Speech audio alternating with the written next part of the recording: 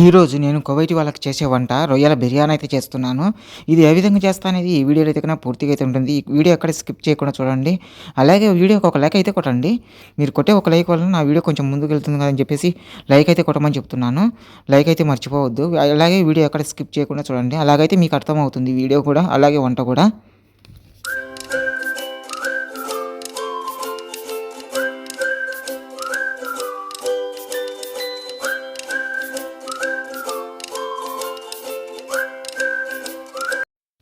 నేను మీ కడప అబ్బాయి. ఈరోజు కువైట్ వాళ్ళకొచ్చేసి రొయ్యల బిర్యానీ అయితే చేస్తున్నాను.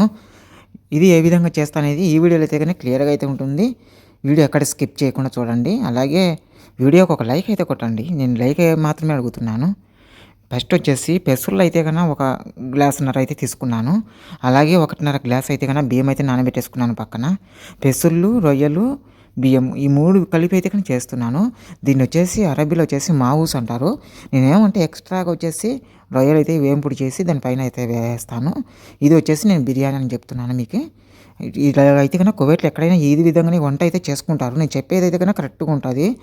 అందుకని నేను చెప్తున్నాను చూడండి. ఫస్ట్ వచ్చేసి నేను పెసలు అయితే కనుక కొంచెం లైట్‌గా అయితే ఉడకబెడతాను. మనకు టైం ఉంటే గన కొంచెం నానబెట్టుకుంటే సరిపోతుంది 10, 15 నిమిషాలు. టైం లేకోకుంటే కానీ నేను ఉడకబెట్టినట్టుగా ఆ విధంగా ఉడకబెడితే సరిపోతుంది. అది కూడా ఎక్కువ సేపు కాదు, ఒక 10 నిమిషాల సేపు అంతే. అదైనా 10 నిమిషాలు, ఇదైనా 10 నిమిషాలు.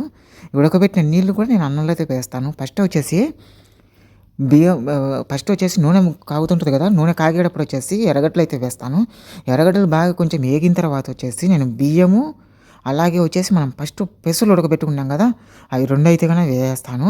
వేసేసిన తర్వాత మనకు నీళ్ళు ఎన్ని కావాలనో అన్నీ అయితే కనుక వేసేస్తాను. వేసేసి మనకు ఎసురు కరెక్ట్‌గా సరిపోయి మేనైతే కనుక వేసి ఆడికి కరెక్ట్‌గా మనకు మెతుకు మెతుకు వచ్చేటట్టుగా, అట్లాగే పెసలు కూడా ఎక్కువ ఉడకకోకుండా మనకు పెసలు కూడా పొడి పొడిగా అనేది రావాలా.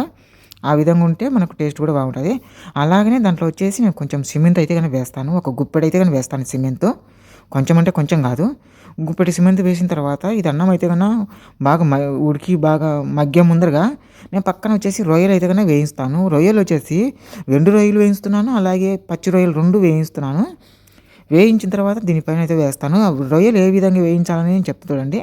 ఫస్ట్ వచ్చేసి రొయ్యలు నేను కొంచెం పసుపు, కొంచెం ఉప్పు వేసేసి ఉడకపెట్టేసి ఆ నీళ్ళు అయితే పడేస్తాను. తర్వాత వచ్చేసి ఒక బాణలి తీసుకొని ఆ బాణలిలో ఒక ఎర్రగడ్డ అయితే కనుక కోసి దాంట్లో వేసేసి కొంచెం ఎర్రగడ్డ కొంచెం మగ్గిన తర్వాత ఒక 25% అయితే మగ్గిన తర్వాత వచ్చేసి రొయ్యలు అయితే నేను చూపించాను కదా, ఆ రొయ్యలు అయితే వేసేస్తాను. వేసేసిన తర్వాత టమోటా పేస్ట్ వచ్చేసి 1 స్పూన్ అయితే వేస్తాను. తర్వాత వచ్చేసి మిరియాల పొడి, జీలకర్ర పొడి, గరం మసాలా ఇవైతే కన్నా మనకు 1/4 స్పూన్ అయితే కానీ వేస్తాను. అది మనకు తగినంత. అలాగే పసుపు ఇవి వేసిన తర్వాత 1 స్పూను టమోటా పేస్ట్ వేసేసి బాగా కలిపెట్టేసి లాస్ట్‌లో అయితే కన్నా కొంచెం కొత్తిమీర అయితే వేసి కలబెట్టేసి నేను చూపించాను కదా అన్నము, ఆ అన్నం పైన అయితే కన్నా పైన చల్లేస్తాను. ఇప్పుడు నేను రొయ్యలు కూడా చూపించాను కదా, ఆ రొయ్యలు ఎండు రొయ్యలు కూడా దీంతో పాటు నేను వేయాల్సింది. తీరా చేసిన తర్వాత వచ్చేసి వద్దని చెప్పేసినారు. అవి వేయించినట్టు చేసి నేను మా ఇంట్లో మా పని మనిషి అయితే తిన్నాము. ఫస్ట్ అయితే నేను ఎప్పుడైనా కానీ మామూలుగా ఎండు రొయ్యలు ఆ విధంగా చేసి కూరలో వేయడం కానీ, లేదంటే కానీ ఈ అన్నం పైన వేయడం కానీ చేస్తాను. ఈరోజు వచ్చేసి మా ముసలాం ఒక కొడుకు అయితే కానీ తినడని చెప్పేసి అవి అయితే స్టార్ట్ చేశాను. ఇవి అయితే కన్నా నేను మా పని మనిషి అయితే తినేసినాము. చూశారు కదా, వీడియో నచ్చినట్టు లైక్ అయితే చేయండి, ఛానల్కి సబ్స్క్రైబ్ చేసుకోండి, కామెంట్ కూడా చేయండి, దయచేసి సపోర్ట్ అయితే చేయండి.